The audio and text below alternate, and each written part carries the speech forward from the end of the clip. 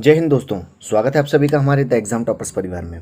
आज हम चर्चा करेंगे चंबल एक्सप्रेसवे, उसके महत्व, उसके लाभ के बारे में। जैसा कि चंबल एक्सप्रेसवे राजस्थान, मध्य प्रदेश और उत्तर प्रदेश के दूर दराज के इलाकों में रहने वाले गरीबों और आदिवासियों के लिए एक बड़ा गेम चेंजर हो सकता है। तो ये विस्तार से चंबल एक्सप्रेसवे के बारे में हम जानते हैं।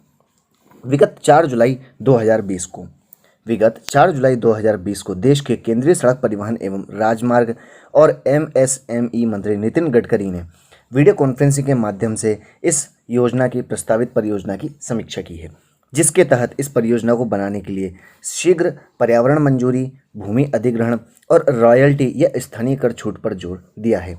यह रोजगार की विशाल संभावनाएं भी प्रदान करेगा, ऐसी संभावनाएं व्यक्त की जा रही हैं। चंबल एक्सप्रेसवे मध्य प्रदेश, उत्तर प्रदेश और राजस्थान राज्यों में प्रस्तावित 6 लेन का एक महत्वपूर्ण एक्सप्रेस वे है। यह कुल कितने राज्यों को जोड़ेगा, तो हमें याद रखना है मध्य प्रदेश, उत्तर प्रदेश और राजस्थान को जोड़ने वाला एक 6 लेन एक्सप्रेस वे है, जिसे चंबल एक्सप्रेसवे नाम दिया गया है क्योंकि इसे चंबल नदी के किनारे बनाया जाएगा।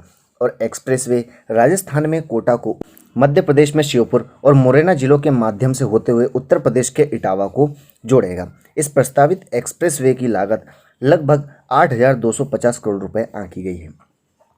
यह कुल 404 किलोमीटर लंबा प्रस्तावित एक्सप्रेसवे मध्य प्रदेश के माध्यम से होते हुए राजस्थान और अंत में उत्तर प्रदेश तक का वैकल्पिक मार्ग प्रदान करेगा और फिर यह दिल्ली मुंबई कॉरिडोर में जाकर मिल जाएगा।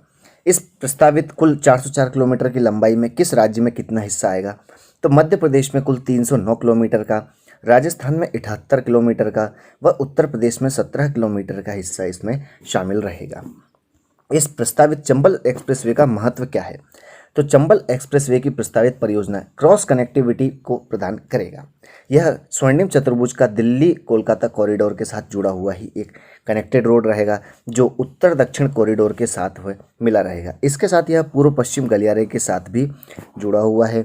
इसके साथ यह दिल्ली मुंबई एक्सप्रेसवे के साथ साथ मध्य प्रदेश से होते हुए श्योपुर से कोटा तक का एक वैकल्पिक मार्ग भी प्रदान करेगा। यहाँ पर यह श्योपुर आएगा। इसके साथ ही नितिन गडकरी के अनुसार आगामी परियोजना की लागत को कम करने के लिए इस परियोजना सामग्री पर रॉयल्टी और कर छूट से लगभग 1,000 करोड़ रुपए से अधिक की बचत होगी, ऐसा बताया गया है। इस आगामी परियोजना के लिए खनिजों पर रॉयल्टी पहले ही मध्य प्रदेश राज्य द्वारा छूट प्रदान कर दी गई है। कुल 650 करोड़ रुपए की भूमि अधिग्रहण लागत राज्यों के द्वारा इसमें साझा की गई है। इसके अलावा उन्होंने यह भी सुझाव दिए हैं कि राज्य के मुख्यमंत्री जिनके माध्यम से सड़क पास की जाएगी, वे सभी राज्य विशिष्ट मुद्दों को सुलझाने के लिए राज्य स्तरीय उच्चाधिकार समिति की बैठकों की अध्यक्षता भी करेंगे, जिससे इस परियोजना की तेजी से कार्यान्वयन में आसानी हो सके और कार्य तेजी से सुचारू रूप से चल सके। हम बात करते हैं प्रस्तावित चंबल एक्सप्रेसवे से कौन कौन से क्षेत्र लाभान्वित होंगे। तो प्रस्तावित चंबल एक्सप्रेसवे से मुख्य रूप से चंबल क्षेत्र में रहने वाले आदिवासी समुदाय और दूर दराज के ग्रामीण क्षेत्रों में रहने वाले गरीब तबके के लोगों के लिए यह एक बहुत ही बड़ा गेम चेंजर माना जा रहा है, क्योंकि यह देश का सबसे पिछड़ा इलाका भी माना जाता है। इसके साथ ही तीनों राज्य यानी कि एमपी, यूपी और राजस्थान के किसान सबसे ज़्यादा इससे लाभान्वित होंगे, क्योंकि वे अपनी उपज को अब आसानी से दिल्ली, मुंबई जैसे महानगरों में भी भेज सकेंगे। इसके साथ ही यह मध्य प्रदेश के चंबल संभाग के औद्योगिकीकरण और विकास में भी काफ़ी मदद करेगा। लॉजिस्टिक्स पार्कों का निर्माण, जिसमें इंदौर, जबलपुर और जयपुर में मल्टी मॉडल लॉजिस्टिक पार्क की तर्ज पर विकसित किया जाएगा। इस एक्सप्रेसवे के द्वारा इन जिलों और आसपास के क्षेत्रों में भी रोजगार की बड़ी संभावनाएं एवं रोजगार के नए अवसरों का भी सृजन होगा। अब बात आती है कि सड़कें क्यों महत्वपूर्ण होती हैं या सड़कों का क्या महत्व है किसी देश के लिए। तो किसी भी देश के आर्थिक विकास के लिए सड़क परिवहन एक महत्वपूर्ण भूमिका का कार्य करता है। यह विकास की गति, संरचना और पैटर्न को प्रभावित करेगा, जो कि एक शीर्ष निकाय सड़क परिवहन और परिवहन मंत्रालय अर्थात सड़क परिवहन और परिवहन अनुसंधान से संबंधित नियम, विनियमों और कानूनों का निर्माण एवं संचालन करता है।